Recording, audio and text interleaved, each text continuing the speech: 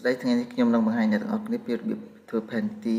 តាមរយៈកម្មវិធីអ្នកទាំងអស់គ្នាអាចធ្វើផែនទីបានបែបនេះទៅក្នុង Excel អ្នកទាំងអស់គ្នាអាចជ្រើសរើសកំណត់ទៅតាម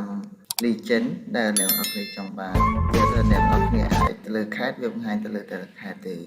អញ្ចឹងបន្តិចទៀតខ្ញុំនឹងបង្ហាញអ្នកទាំងអស់គ្នាពីរបៀបធ្វើផែនទីបែបនេះជាដំបូងអ្នកទាំងអស់គ្នាចូលទៅក្នុង Google ហើយ search រកពាក្យថា Cambodia population ដើម្បីស្វែងរកទិន្នន័យអ្នកនរគ្នាអាចស្វែងរកទិន្នន័យនៅក្នុងទៅទៀតខ្ញុំយក Wikipedia ហើយអ្នកនរគ្នា scroll ចុះមកក្រោមអ្នកនរគ្នាឃើញទិន្នន័យ population របស់ប្រជាជនកម្ពុជាហើយនៅតាមនេះអ្នកខ្ញុំនឹងបង្ហាញអ្នកនរគ្នាដំបូងអ្នកនរគ្នា copy link នៅខាងលើហើយចូលទៅក្នុងកម្មវិធី Excel វិញខ្ញុំបើក Excel បន្ទាប់មកអ្នកនរគ្នាត្រូវធ្វើការទាញយកទិន្នន័យនេះតាមរយៈ data ហើយយើងយក get data ហើយ from another source ហើយបន្ទាប់មកអ្នកនរគ្នាផាស link នៅត្រង់ចំណុចនេះហើយចុច OK ហើយនៅកន្លែងនេះយើងយកពាក្យ animal ហើយចុច connect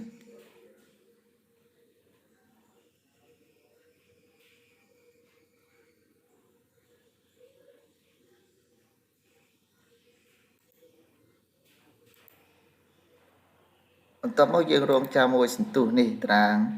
វាចេញមកហើយនៅកន្លែងនេះអ្នកនរគ្នាអាច preview មើលទៅលើតារាងមួយណាដែលយើងចង់បានយើងមើលនៅក្នុងWikipedia នេះគឺមានតារាងជាច្រើនចាប់ពីលើមកយើងមើលគឺមានតារាងនៅក្នុងនេះគឺជាតារាងហើយយើងមើលរកតារាងផ្សេងទៀតអញ្ចឹងយើងអាច select នៅលើកន្លែងនេះគឺយើងមើលតារាងនេះតារាងដែលយើងចង់បានអំបញ្ញវិញមានឈ្មោះប្រទេសណាំប្រទេសនិងចំនួនប្រជាជននៅផ្នែកខាងក្រោយអញ្ចឹងយើងមើលទៅលើ Wikipedia វិញគឺតារាងមួយនេះហើយគឺនៅក្នុង Wikipedia អញ្ចឹងយើងត្រឡប់ទៅក្នុង Excel វិញនេះគឺយើងចង់បានតារាងនេះមានចំនួនប្រជាជនអញ្ចឹងយើង select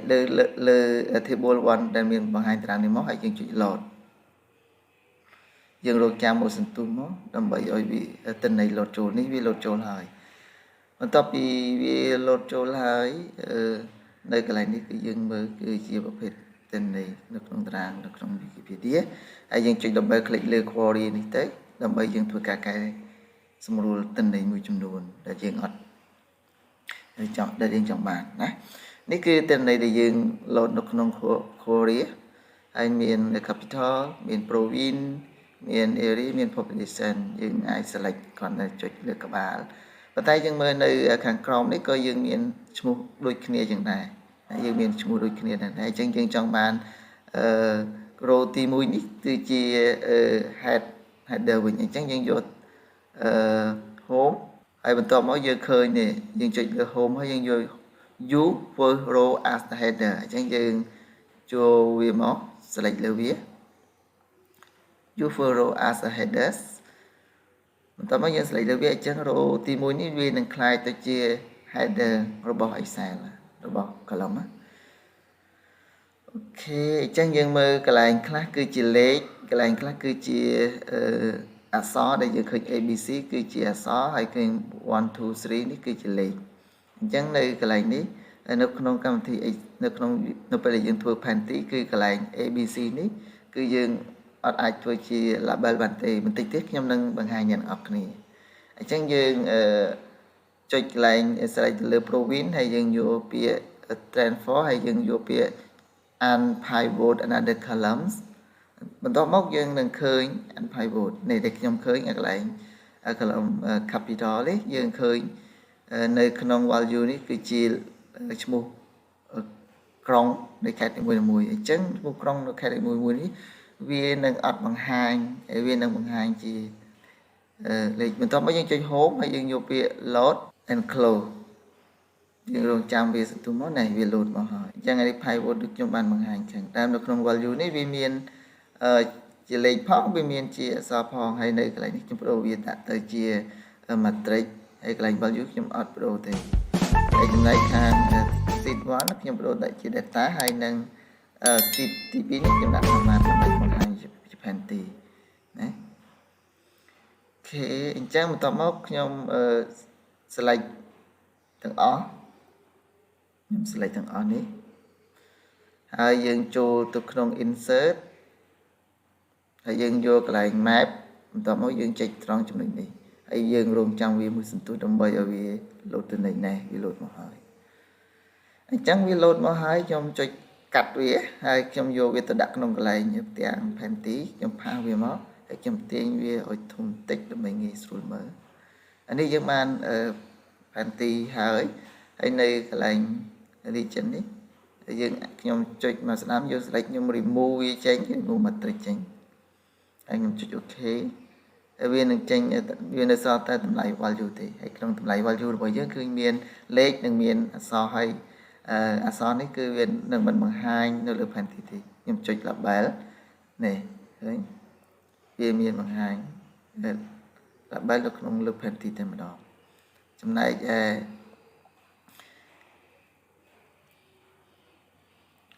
គេយើងមើល data ហើយយើងចូលទៅក្នុង data យើងចូល insert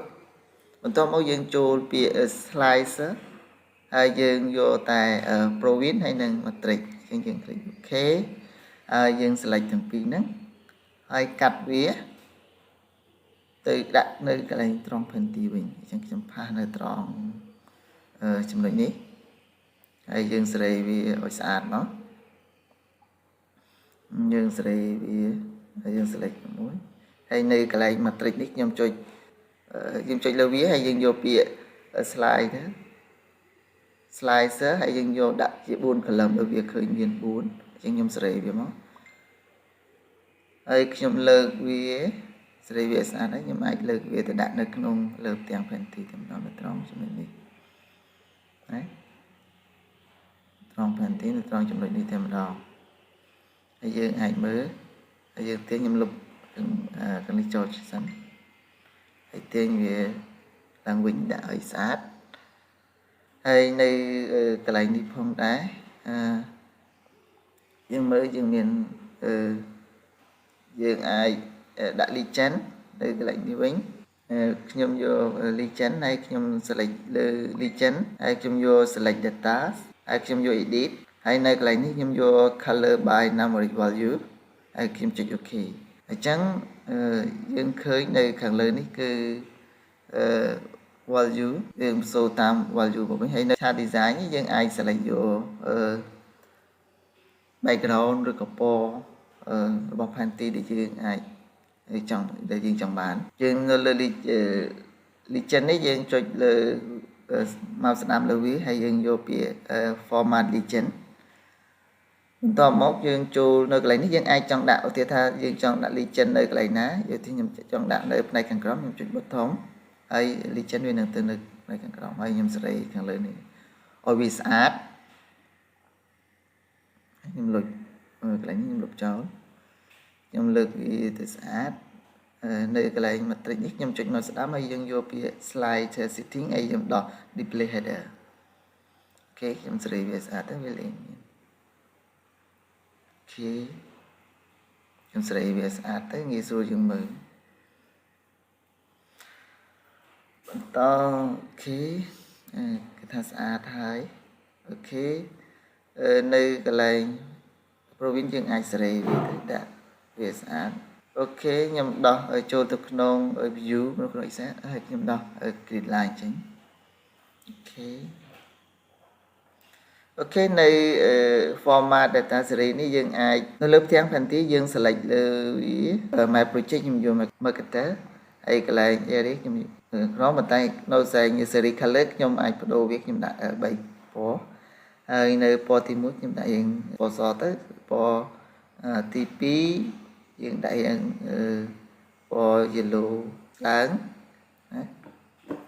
ឥឡូវយើងមើលអត់ឃើញទេខ្ញុំចុចលើវាវិញហើយខ្ញុំយកពាក្យកន្លែងពណ៌នេះខ្ញុំសាកមើលអត់ឃើញហើយខ្ញុំយកពណ៌3 bay pó hay em vô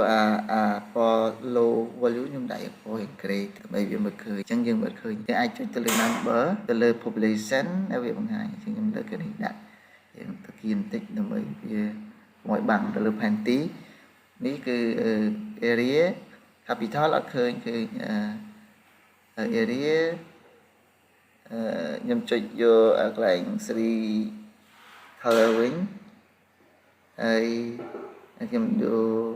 ở lại đồ value nhằm vô về có lương đang trình kê tích thế sẽ lại đâu biết cái sẽ lại lớp hành thì mùi bàn đây lớp hành thì đây cái này những nhầm đã ở theo nhầm đã lặp bài nhầm chơi được lặp bài liên khơi nó area nếu dương khơi tỷ đấy hay dương capital dương kênh số đời sao về chia tầm lại xó chẳng bị bằng hai ơi được chấm bằng hai number vì tranh lịch riêng ok lịch riêng capital số lịch riêng chấm luôn bị chỉ chuẩn đấy lịch riêng capital số đời sao vậy là dương mơ cứ lại map bây giờ lại value đấy cứ capital đấy cứ chia xó chẳng bị change rồi thì cái này chẳng dừng nó phải là dừng nó lại value ta kana chia xó chẳng rồi thì dừng change từ lịch number value cứ số trên lịch như thế tại sao thì chia xó dừng chẳng bị bằng hai thì tại sao value ứng dừng thì cộng đồng lại với chỉ lịch ok này dừng khơi check the view set the party mùi area ta mới dừng ai tay mới ta dây trong mơ bị ấy ta lực party này check the lơ khai mũi bong cha mà cái đó khai nào để dừng cho dân khăn select để khai tới hay vì đừng chỉnh tại khai năng mùi ôi tên đó đấy cái nhầm bật vĩnh ba ở con chán sầm lập tu sanh ná chán xô nè tụi ông phải cùng kênh subscribe và đăng ký kênh để không bỏ lỡ những video hấp dẫn